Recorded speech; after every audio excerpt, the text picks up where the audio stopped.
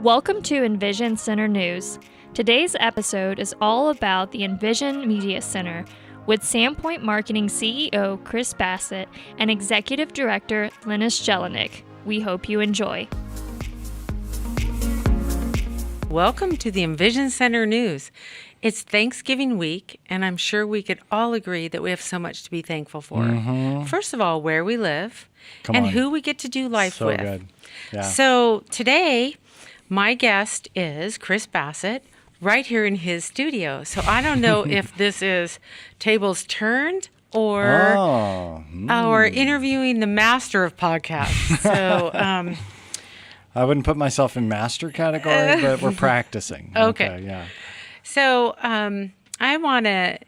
I just want to tell a little bit about how I know you. Okay. So you are certainly a multifaceted individual. Yeah, we do some things. You're an awesome husband and dad first, and even recently a puppy daddy. Yeah. And you're the pastor of a thriving church. Yeah. You're the founder of Sandpoint Marketing. And now you've opened the EnVision Media Center. Yeah. So to say multifaceted I don't even think it gets there. Yeah, we do. There's a lot of stuff that's going on. And, part of it is, when I moved here in 2005, just got plugged into the chamber, plugged into community, worked in mortgages, and then felt the call to ministry. And in that process, bought Sandpoint Marketing from a friend of mine. So started a consulting company, was doing that while I was doing ministry. And the whole time also the executive director at the Barna Community Housing Agency for 11 years. So doing a lot of stuff. So today we're going to focus on the EnVision Media Center. Okay, perfect. And which is here to support nonprofits. Yep. And I want to take a moment and thank you right up front for all the support you've given us while you've been here. And your marketing experience comes to bear in every project. I can see that. Yeah. But let's talk about the EnVision Media Center. What is it? Yeah. So we definitely needed a space, and I was hearing this quite a bit. So I originally built a podcast studio for the show Barna Breakdown, and really focusing on housing needs is how it started. And as that kind of grew its own legs, was really blessed to be able to work out with the housing agency, keeping all the studio equipment when I left the housing agency. And so I was looking for a home for it. And it was right during the process of you setting up here. And I had heard, I would have people come in all the time, like, we'd love to use your studio. We'd love to use your studio for podcasts or shows or learning, like being able to record curriculum and trainings and all that kind of stuff. And so I'm like, oh, this is actually a great space for that because it's nonprofit centered. Obviously, the cost to use the studio is next to nothing. We charge really literally $25 to use the studio and $15 an hour to do production work for nonprofits. So it just becomes very inexpensive for nonprofits to be able to establish their message. And so the whole goal behind it was to create a space for nonprofits to get their message out. Right. Yeah. And you've really helped us do that. Tell me what focus areas are you offering for nonprofits? So one of the things that nonprofit development and work requires every hat in the book if you're going to run a nonprofit, because number one, there's often limited supply of resources for most nonprofits. You want to maximize every dollar that you spend. You also want to grow your organization. You want to develop it. So we really have tried to make a way to help nonprofits engage their kind of key demographics, the people that they're going after, whether that's donors or people that they're serving, right? Make sure that we're developing something that they can engage that with. And then whether that's in form of like website, podcast, social media, any of those arenas, we want to help do that. But then we also want to make sure that the people who are running the nonprofits have all the skills that they need and being able to educate the public about what they do, and as well to get educated themselves on how they can do it themselves better. Because if you're on a limited budget, you need to know how to do it yourself. And yeah. we want to be able to help people do that. And we really want to make sure that all of the nonprofits feel empowered in the way that they approach fundraising, in the way that they approach serving the needs that they're going after, because that's the whole point of the nonprofit, is that you're giving. Yeah. Right? You're there to meet a need. You're there to serve somebody in the nonprofit world. And so we want to make sure people are empowered to do what's in their heart to do as nonprofits. Yeah. And as a nonprofit leader, we do that in so many ways. We do. We engage, we educate to get to that empowerment. Yep. Absolutely. Yeah. So what about pricing? Are there package prices, standalone projects, ongoing consulting? It's kind of all of the above. So having run nonprofits for a long time, you realize that normally what we need is something to kickstart something or to finish something. A lot of people are great at starting, but getting it over the finish line is difficult. So we're able to come in and help people wherever they're at in their process. Many like small churches is a huge arena that we work with on the marketing side, as well as all different types of nonprofits, where we can help them develop and build a simple informational website with a payment gateway, some real basic things for them. And we do all that, including search engine optimization, all that, for around $700 for the website. And then from start to finish, the whole thing, to make sure that, and we also understand that funds might be limited. So we bill based on their capacity to get that taken care of. So we've got enough room to be able to make it work for the nonprofit. So we really want to develop a relationship where they feel needs can be met, they can pursue the help that they need, whatever that looks like. And as far as, like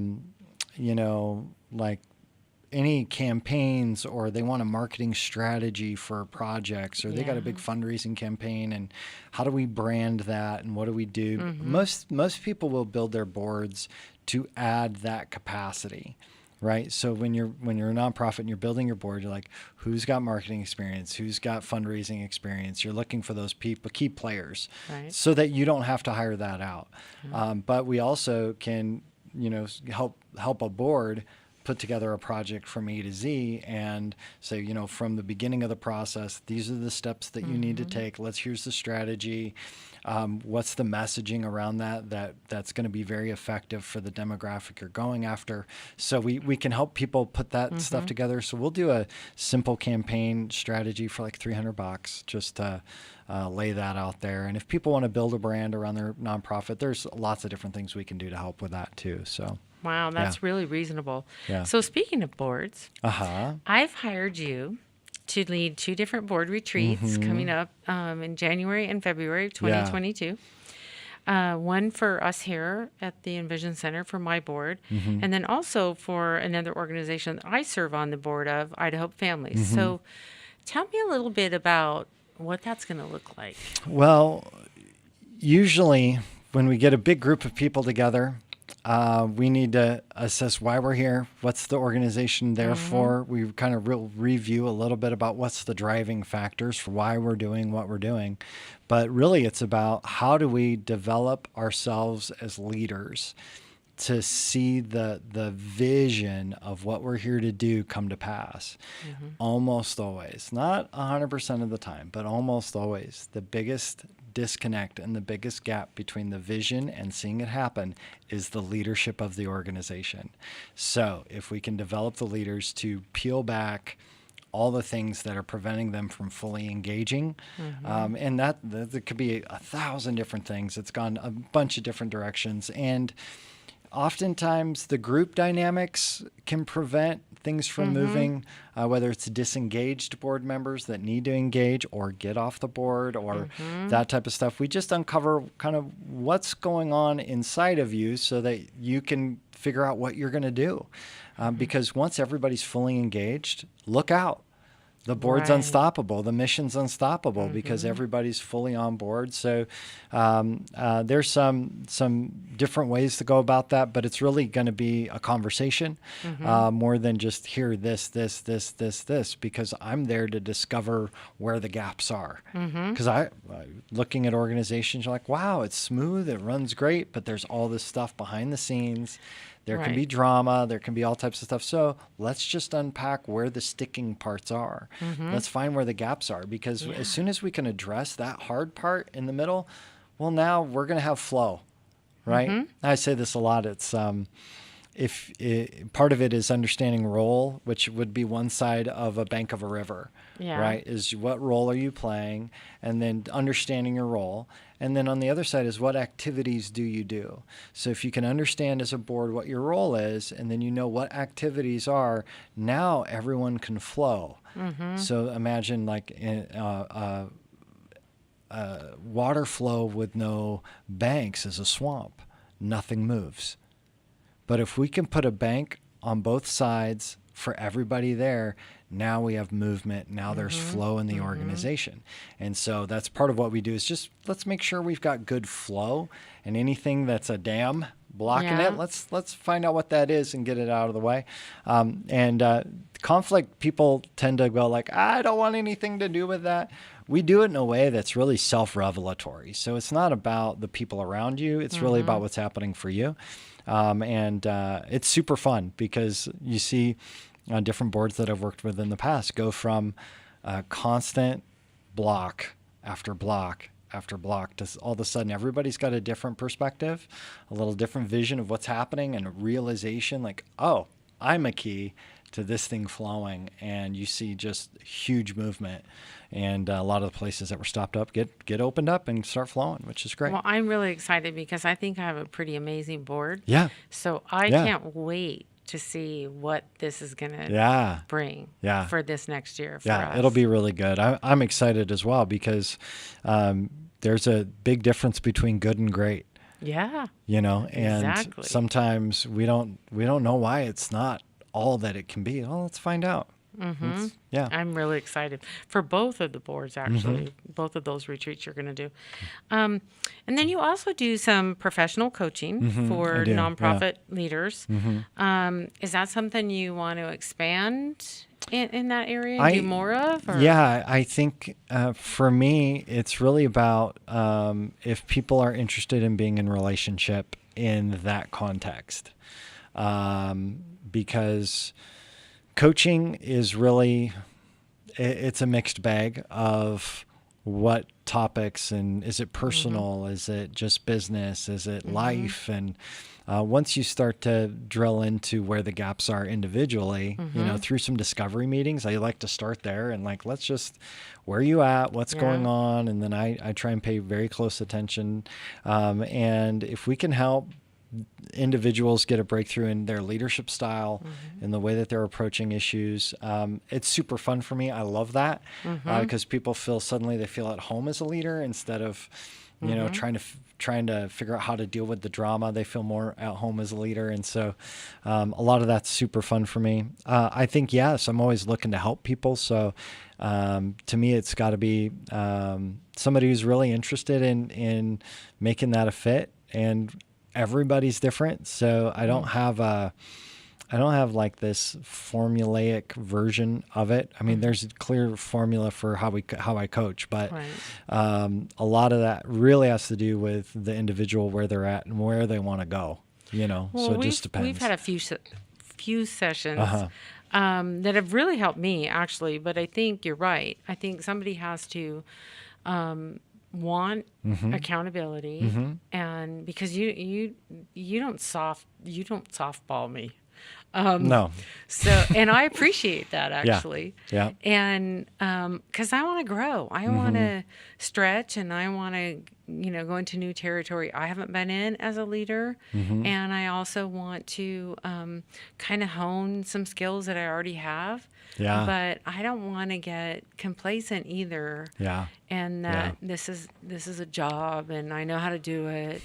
Well, and I think if we just take one example from our sessions, if it's all right, I would say, like, for example, we're doing our strategic planning, right? And so here's what I'm doing.